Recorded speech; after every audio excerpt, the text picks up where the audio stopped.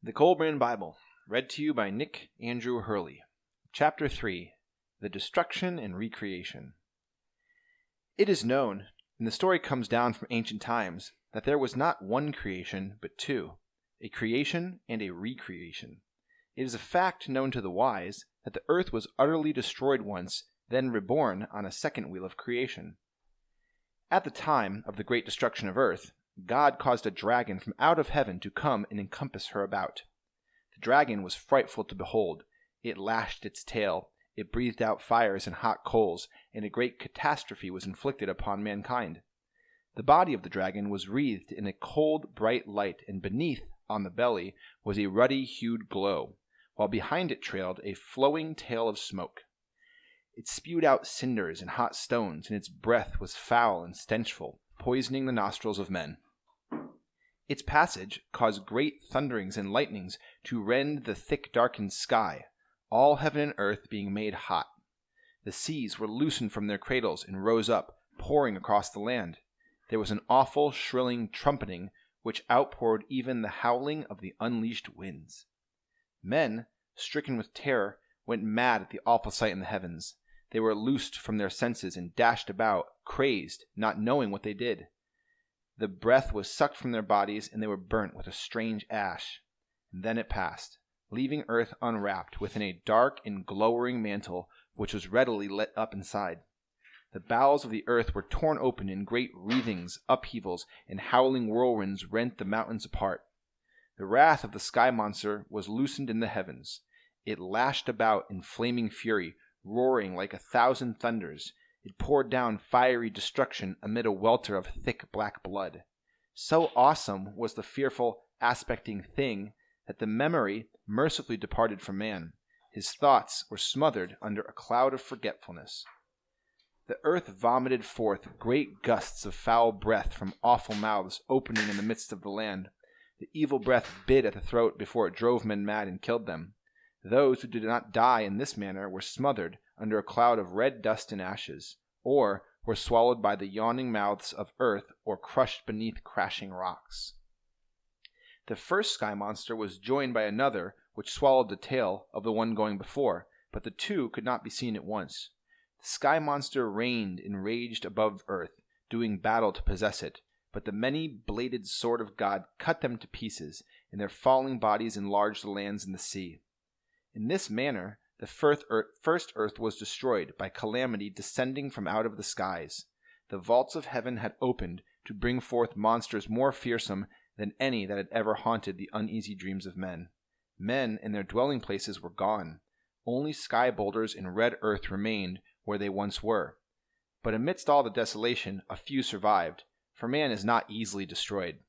They crept out of caves and came down from the mountain sides. Their eyes were wild, and their limbs trembled. Their bodies shook, and their tongues lacked control. Their faces were twisted, and the skin hung loose on their bones. They were as maddened wild beasts driven into an enclosure before flames.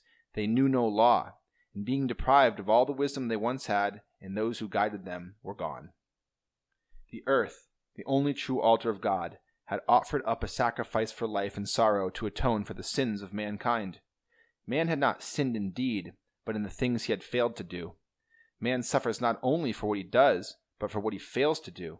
He is not chastised for making mistakes, but for failing to recognize and rectify them. Then the great canopy of dust and cloud which encompassed the earth, enshrouding it in the heavenly darkness, was pierced by readily light, and the canopy swept down in great cloudbursts and raging storm waters. Cool moon tears were shed for her sister earth and the woes of men. When the light of the sun pierced the earth's shroud, bathing the land in its revitalizing glory, the earth again knew night and day, for there were now times of light and times of darkness. The smothering canopy rolled away, and the vaults of heaven became visible to man.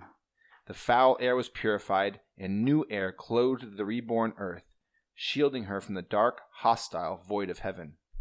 The rainstorms ceased to beat upon the face of the land, and the waters stilled their turmoil. Earthquakes no longer tore the earth open, nor was it burned and buried by hot rocks. The land masses were re-established in stability and solidity, standing firm in the midst of the surrounding waters.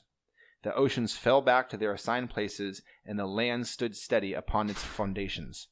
The sun shone upon land and sea, and life was renewed upon the face of the earth. Rain fell gently once more, and clouds fleeced floating across dark skies. The waters were purified, and the sediment sank, and life increased in abundance. Life was renewed, but it was different. Man survived, but he was not the same. The sun was not as it had been, and the moon had been taken away.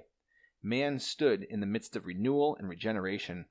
He looked up into the heavens above in fear, for the awful powers of destruction lurking there.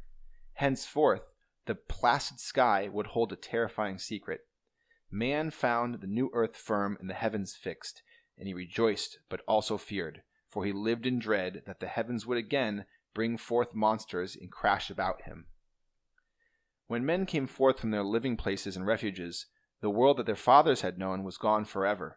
The face of the land was changed, and earth was littered with rocks and stones which had fallen when the structure of heaven collapsed. One generation groped in the desolation and gloom, and as the thick darkness was dispelled, its children believed they were witnessing a new creation. Time passed, memory dimmed, and the record of Evans was no longer clear. Generation followed generation, as the ages unfolded, new tongues and new tales replaced the old. End of chapter 3.